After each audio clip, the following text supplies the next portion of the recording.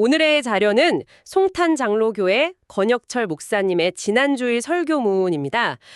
여러분 오늘 우리가 함께 떠날 이 심층 탐구의 여정은 꽤나 묵직합니다. 네, 확실히 좀 깊이가 있는 텍스트죠. 맞아요. 그리고 동시에 우리 모두가 정말 단 한 명의 예외도 없이 언젠가는 반드시 마주해야만 하는 질문들을 담고 있거든요. 누구나 피할 수 없는 그런 본질적인 질문들이요. 네, 보통 이제 이런 종교적인 텍스트, 특히 설교문이라고 하면 이건 특정한 믿음을 가진 사람들끼리만 나누는 이야기 아닌가 하고 생각하시기 쉽잖아요. 그렇죠. 보통은 종교적 테두리 안에서만 소비될 거라는 약간의 선입견이 생기기 마련이니까요. 저 역시도 처음 자료를 딱 받아들었을 때는 약간 그런 선입견이 있었거든요. 하지만 오늘의 임무는 조금 다릅니다. 네, 우리는 단순히 종교적 교리를 전달하려는 게 아니죠. 그러니까요. 우리는 이 텍스트가 던지는 그 표면적인 종교적 메시지를 넘어서 인간의 삶과 죽음, 그리고 우리가 진리라고 굳게 믿고 있는 것들에 대한 아주 깊은 실존적인 질문들을 한번 파헤쳐 볼 겁니다. 맞습니다. 오늘 다룰 자료가 종교적 강론의 형태를 띠고 있는 것은 사실입니다. 하지만 그 이면을 가만히 들여다보면 종교라는 울타리를 초월해서 누구나 깊이 공감할 수밖에 없는 보편적인 주제가 아주 강렬하게 흐르고 있어요. 보편적인 주제라면 어떤 걸 말씀하시는 걸까요? 바로 인간의 궁극적인 고독, 그리고 피할 수 없는 생의 마감이라는 본질적인 이야기입니다. 오늘 이 시간 우리는 이 자료가 특정 종교적 입장을 지지하는지 비판하는지에 집중하지 않을 겁니다. 네, 철저하게 객관적으로 다뤄볼 예정이죠. 그렇죠. 그보다는 이 텍스트가 인간이라는 존재의 유한함을 어떻게 해부하고 바라보고 있는지 그 날카로운 통찰을 여러분과 함께 짚어보려고 합니다.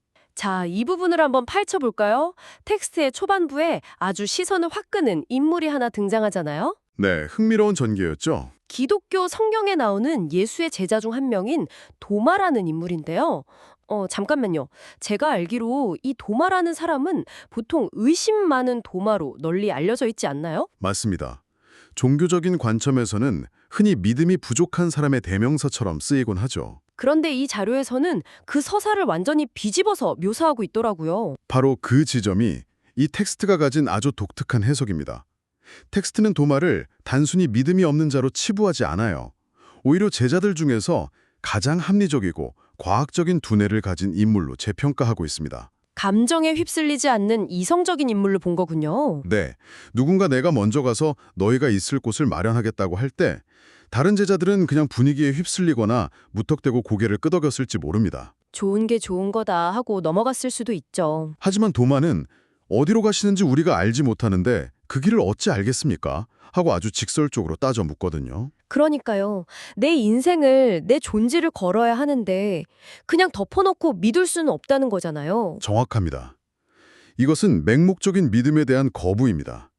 즉, 인생을 맹목적으로 살지 않기 위해 철저하게 질문하고 검증하려는 대단히 이성적인 현대인의 모습을 대변하는 인물로 도마를 그려내고 있는 거죠. 듣고 보니 그러네요. 내 삶의 방향에 걸린 문제인데 아무 질문도 안 하는 게 오히려 더 이상한 거잖아요. 합리적인 의심인 셈이죠. 그런데 제가 여기서 정말 궁금했던 건 그 합리적이고 날카로운 도마의 질문에 대한 예수의 대답이었습니다. 이 자료가 원문하고 영어 성경의 언어적 디테일까지 끌어와서 분석을 하던데 이 대답이 왜 그렇게 중요한 건가요? 여기서 정말 흥미로운 점은 이 텍스트가 주장하는 유일성의 개념이 등장하기 때문입니다. 도마의 질문에 예수는 내가 곧 길이다 라고 대답을 하거든요. 네, 아주 유명한 구절이죠. 텍스트는 이 부분을 헬라어 원문과 영어 성경의 관사 사용을 통해 아주 치밀하게 분석합니다. 길이라는 단어 앞에 부정관사 어가 아니라 정관사 더가 붙어 있다는 점에 주목을 해요. 아, 여러 길 중 하나를 뜻하는 어웨이가 아니라 오직 그 길이라는 뜻의 더웨이군요. 맞습니다. 세상에 존재하는 수많은 훌륭한 철학이나 도덕적 가르침들, 즉 여러 좋은 길 중 하나가 아니라는 겁니다. 오직 유일한 그 길을 의미한다는 것이죠. 이건 대단히 배타적이고 강력한 선언이네요. 그렇죠. 보통의 철학자들이나 사상가들이 이쪽 방향으로 수련을 하다 보면 진리에 닿을 수 있습니다. 라고 말하는 화법과는 완전히 궤를 달리하는 아주 급진적인 주장입니다. 아, 그래서 그 비유가 등장하는 거군요. 여러분, 자료에 등장하는 아주 생생한 아프리카 정글의 가이드 뷰를 한번 상상해 보시겠어요? 그 비유가 텍스트의 핵심을 아주 잘 관통하고 있죠. 텍스트에 따르면 울창한 아프리카 정글을 탐험할 때 베테랑 가이드들은 여행객들에게 이렇게 말한다고 합니다. 여러분, 정글에는 원래 정해진 길이 없습니다.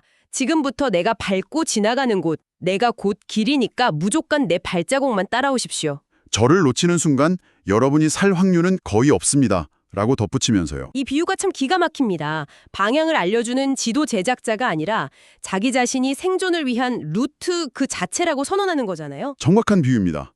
이 텍스트 내부의 세계관에서는 혼란스럽고 위험한 정글 같은 세상에서 누군가 멀리서 방향만 가리키는 것으로는 생존할 수 없다고 봅니다.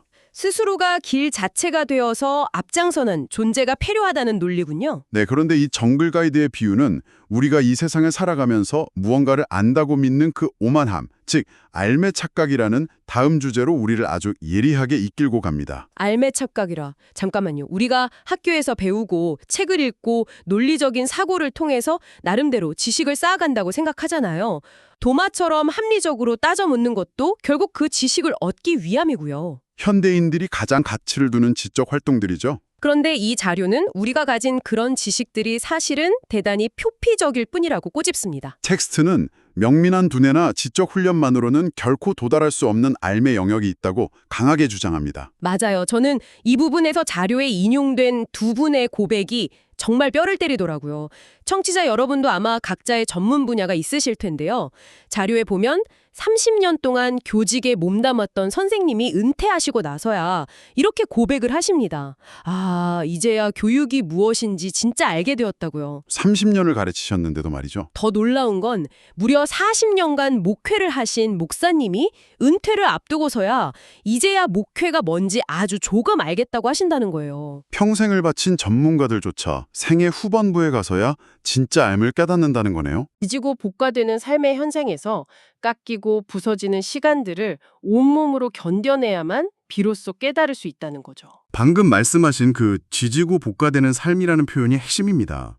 인간이 삶의 굴곡을 겪으며 경험하는 상실이나 좌절, 그리고 나이 듦이라는 물리적 시간의 풍화작용을 거치지 않으면 알 수 없는 진실들이 있다는 겁니다. 머리로는 절대 알 수 없는 진실들이요. 이것을 더 큰 그림과 연결해보면 이 텍스트는 거기서 한 걸음 더 깊이 들어갑니다.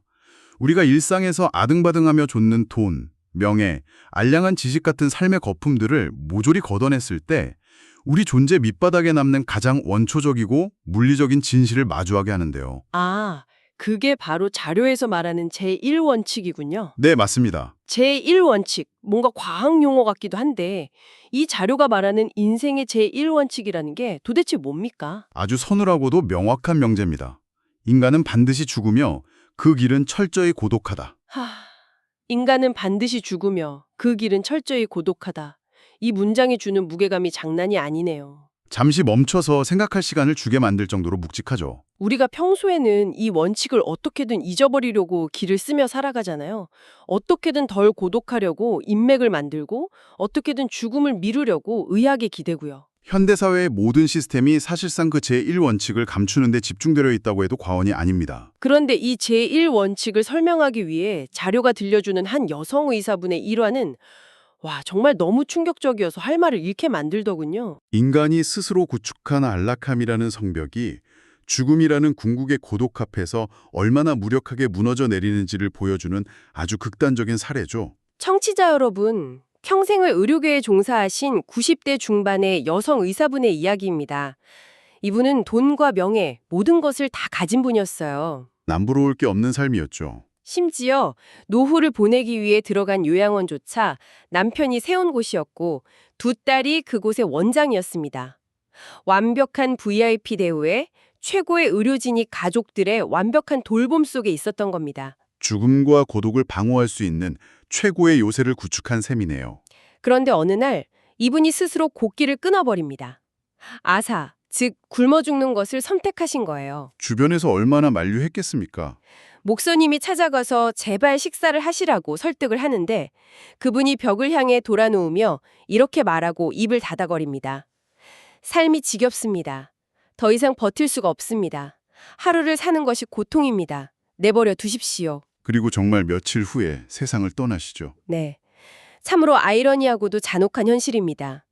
평생 다른 사람들의 생명을 연장해주고 병을 고쳐주던 의사가 남편이 짓고 딸들이 운영하는 완벽한 요양원에서 스스로 죽음을 앞당기는 길을 택했으니까요. 돈도, 명예도, 지식도, 심지어 바로 옆에서 자신을 돌보는 가족들의 헌신적인 사랑조차도 한 인간이 생애 끝자락에서 홀로 감당해야만 하는 그 극한의 실존적 고독을 막아주지 못한 겁니다. 맞아요. 아무리 겹겹이 방어막을 쳐도 결국 그 마지막 터널은 철저히 혼자 걸어가야 한다는 게 너무 뼈저리게 느껴집니다. 그래서 저는 이 비극적이면서도 강렬한 일화를 보면서 텍스트가 인용한 레오나르도 다빈치의 일기구절이 그 어떤 철학적 논증보다 깊은 여운으로 다가왔습니다. 세계의 천재라 불렸던 다빈치조차도 그 고독을 피할 수 없었나 보군요. 네, 노년의 일기장에 이렇게 적었죠. 나는 내가 사는 법을 배우고 있다고 생각했다. 그러나 나는 죽는 법을 배우고 있었다. 사는 법을 배우고 있다고 생각했지만 죽는 법을 배우고 있었다. 생각해보면 참 무서운 이야기이면서도 거부할 수 없는 진실이네요. 우리 모두의 인생을 관통하는 문장이죠. 자, 여기서 진짜 흥미로워집니다. 다빈치의 통찰처럼 결국 우리 삶의 끝에는 고독한 죽음이 기다리고 있는데 이 자료는 그 죽음의 순간을 아주 철학적이면서도 생물학적인 극적인 해부학으로 풀어내거든요. 호흡이라는 단어를 통해서 말이죠. 네, 우리가 무의식적으로 1분 1초도 쉬지 않고 하고 있는 바로 그 호흡이요. 전문가님, 자료에서 이 호흡이라는 한자어의 뜻을 아주 적나라하게 분해하던데 그 의미가 정확히 뭔가요? 우리가 무심코 쓰는 호흡이라는 단어는 사실 그 글자 자체로 생명의 순환과 끝을 완벽하게 설명하고 있습니다. 내쉴 호자에 들이마실 흡자를 씁니다. 내쉬고 들이마시고. 인간이 100년을 산다고 가정했을 때 평생 동안 대략 6억 3천만 번에서 많게는 10억 5천만 번의 숨을 쉰다고 합니다. 이 엄청난 횟수의 왕복 운동이 곧 우리의 생명줄인 셈이죠. 네, 어마어마한 숫자네요. 그런데 텍스트는 수많은 인종을 지켜본 이들의 증언을 토대로 죽음의 순간을 아주 건조하게 정의합니다. 사람의 마지막 숨은 예배 없이 날숨에서 멈춘다는 겁니다. 잠깐만요. 그러니까 죽음이라는 게 무슨 거창하고 복잡한 과정이 아니라 그냥 생물학적으로 내가 마지막으로 몸 밖으로 숨을 호하고 내쉰 다음에 다시 공기를 흡하고 빨아들이지 못하는 바로 그 찰나의 스위치 꺼짐이라는 건가요? 정확합니다. 평생 10억 번을 무의식적으로 반복했던 너무나 당연했던 호와 흡의 그 한 세트가 단 한 번 완성되지 못하는 그 1초 남짓의 순간, 그게 바로 죽음입니다. 와, 이 생물학적이고 건조한 묘사가 주는 철학적 통찰이 대단히 예리하네요. 방금 전까지 수백억의 자산을 굴리던 사람도, 세상을 호령하던 권력자도 결국 그 마지막 호와 다시 오지 않을 흡 사이의 그 짧은 간극 속에서 무너지는 거죠. 자신이 평생을 바쳐 쌓아 올렸던 모든 것들과 강제로 이별하게 되는 거니까요. 그 얘기를 들으니 등골이 서늘해집니다. 결국 그 마지막 숨 한 번 못 쉬면 다 끝인 건데 우리는 너무 많은 걸 짊어지고 사는 거 아닌가 싶어지죠. 그래서 이 텍스트에 등장하는 또 다른 인물, 김대준 집사라는 분의 마지막 일화가 그토록 강렬하게 다가오나 봅니다. 이분의 삶의 궤적은 앞서 말한 죽음의 찰나와 극명한 대비를 이룹니다. 이분의 과거 스토리를 보니까 정말 입이 떡 벌어지더라고요. 조선시대 3대 갑부 집안의 손자로 태어나셨대요. 출발부터가 남달랐죠. 일제강점기 때는 그 비싼 조선호텔에서 아예 숙식을 하며 자랐고 성인이 되어서는 70년대 이른바 나는 새도 떨어뜨린다던 중앙정보부장의 막대한 정치자금을 관리하셨다고 합니다. 당대 최고의 권력 중심에 있었던 인물입니다. 매일 밤 대한민국을 쥐락펴락하는 정재계 인사들과 최고급 파티를 열면서 한 인간이 누릴 수 있는 절대 권력과 부귀 영화의 최정점을 찍었던 분이더라고요. 그런 엄청난 배경을 가진 인물이라면 보통 그 화려했던 시절을 무용담처럼 이야기하기 마련이잖아요. 하지만 이 자료의 시선은 그의 화려했던 70년대가 아닙니다. 생애 마지막 6개월에 철저히 고정되어 있죠. 네, 그 거대한 부와 무소불위의 권력을 손에 쥐었던 분이 세월이 흘러 노년이 되자 우울증과 알코올 중독으로 처절하게 방황하게 됩니다. 참 인생 무쌍이네요. 그리고 결국 생애 마지막에는 중원자실 병상에 누워 코로 연결된 위콧줄과 산소호흡기의 의지에 연명하는 신세가 되죠. 무려 6개월 동안 물 한 모금 넘기지 못해서 혀와 입술이 바싹 마른 논바닥처럼 갈라진 채로 말입니다. 권력, 돈, 인맥, 그 잘나가던 시절의 화려한 타이틀이 그 병상 앞에서는 진짜 아무짝에도 쓸모가 없어진 겁니다. 텍스트가 극명하게 보여주고자 하는 대비가 바로 그거군요. 인간이 세상에서 얻을 수 있는 최고의 성취들도 마지막 생명 유지 정치 앞에서는 철저히 무력해진다는 것. 하지만 이 일화의 진짜 반전은 그가 처한 비참한 상황 자체에 있는 게 아닙니다. 그 극한의 고통과 무력함 속에서 그가 보여준 태도에 있죠. 저도 이 자료를 읽으면서 그 대목에서 가장 크게 놀랐습니다. 입술이 다 갈라져서 말도 제대로 못하고 숨쉬기조차 고통스러운 그 지옥 같은 시간 속에서도 이분은 항상 평온한 미소를 짓고 계셨대요. 육체적 고통을 뛰어넘은 평안이었죠. 면회로운 지인들이 그 모습을 보고 너무 안타까워하니까 오히려 그분이 이렇게 대답을 하셨다는 겁니다. 내 안에 세상 독을 다 빼고 천국을 준비하는 시간입니다. 세상의 온갖 화려함, 그 달콤한 독을 누구보다 진하게 맛보았던 분이 자신의 삶 전체를 독이라고 표현하며 그것을 비워내고 있다고 한 겁니다. 그리고 돌아가시기 며칠 전 더 이상 말을 할 수 없어서 마지막으로 간신히 종이에 펜으로 필답을 남기셨는데 그 떨리는 손으로 남긴 단 2글자가 바로 천국이었습니다. 그 천국이라는 두 글자는 오늘 이 자료가 처음부터 끝까지 일관되게 질문해온 실존적 문제들에 대한 하나의 궁극적인 답변입니다. 궁극적인 답변이요. 네, 앞서 우리가 이야기했던 제1원칙, 즉 인간은 반드시 죽고 철저히 구독하다는 그 공포스러운 진실 앞에서 인간이 어떤 렌즈를 통해 세상을 바라보고 해석해야 하는지를 보여주는 거죠. 김대준이라는 인물이 세상의 모든 가치가 무의미해지는 그 마지막 호의 순간에도 미소 지을 수 있었던 이유가 거기에 있겠군요. 자기 존재가 완전히 소멸되는 것이 아니라 앞서 도마에게 답했던 그 유일한 길 너머의 다른 차원, 영원한 가치에 대한 확고한 신뢰가 있었기 때문입니다. 죽음을 단숨이 끝이나 허무로 받아들이지 않고 새로운 여정을 위한 정화의 과정으로 해석해낸 것이죠. 그렇다면 이 모든 무거운 이야기들이 지금 여기 평범한 일상을 살아가는 우리에게 어떤 의미가 있을까요? 저는 이 부분을 읽으면서 제 스마트폰에 적힌 할 일 목록과 일정표를 가만히 들여다봤습니다. 일상의 무게들이 새롭게 다가오셨군요. 네, 당장 내일 직장에서 해결해야 할 골치 아픈 갈등, 이번 달 카드값에 대한 스트레스, 혹은 나를 무시했던 누군가에 대한 씻을 수 없는 분노와 복수심. 여러분, 지금 여러분의 머릿속을 꽉 채우고 있는 그 무거운 고민들을 방금 우리가 이야기한 그 마지막 호흡의 자리 위에 한번 슬며시 올려놓아 보시겠습니까? 가장 확실한 저울 위에 올려보는 셈이네요. 내가 마지막으로 하고 내쉬고 영원히 공기를 빨아들이지 못하게 되는 그 서늘한 찰나의 순간. 저울 위에 말이죠. 과연 그것들이 내 영혼을 갉아먹고 밤잠을 설칠 만큼 대단하고 중요한 일들일까요? 끝을 안다는 것은 역설적이게도 지금 내 손에 꽉 쥐어진 것들의 진짜 무게와 가치를 가장 정확하게 달아볼 수 있게 해주니까요. 우리가 텍스트를 통해 발견해야 할 통찰이 바로 거기에 있는 거네요. 현대 사회는 우리에게 끊임없이 어떻게 하면 더 많은 돈을 벌고 더 크게 성공하며 남들보다 더 재미있게 살 수 있을지만을 가르치고 또 강요합니다.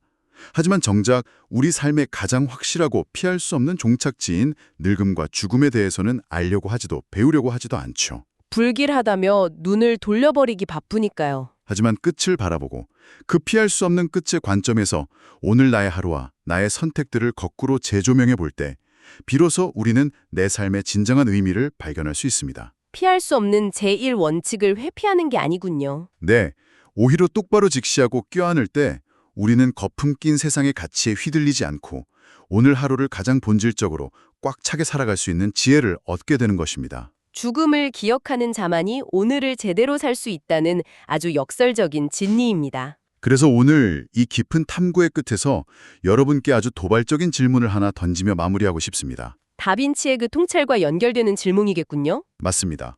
만약 레오나르도 다빈치의 말처럼 우리가 매일매일 더 나은 삶을 사는 법을 배우고 있다고 착각하지만 사실은 하루하루 죽는 법을 배우며 그곳을 향해 걸어가고 있는 중이라면요. 언젠가 나조차도 예외 없이 맞이하게 돼 그 철저한 고독과 마지막 호흡이라는 유한함을 온전히 두려움 없이 받아들이는 이 깨달음이 당장 오늘 오후에 여러분이 내릴 크고 작은 결정들을 과연 어떻게 바꿔놓을까요? 아주 깊은 울림을 주는 질문입니다. 부하 직원에게 불같이 화를 내려다가도 가만히 숨을 고르며 멈추게 될까요? 아니면 언제나 다음으로 미뤄뒀던 내 인생에서 가장 소중한 사람에게 전화를 거는 그 일을 당장 오늘 시작하게 될까요? 오늘 우리가 함께 나눈 이 묵직한 탐구의 내용들이 남은 여러분의 오늘 하루 속에 그리고 여러분의 호흡 속에 깊고 평안한 파장을 일으키기를 바랍니다. 송탄장로교회 권혁철 목사님이 여러분에게 평안을 전합니다.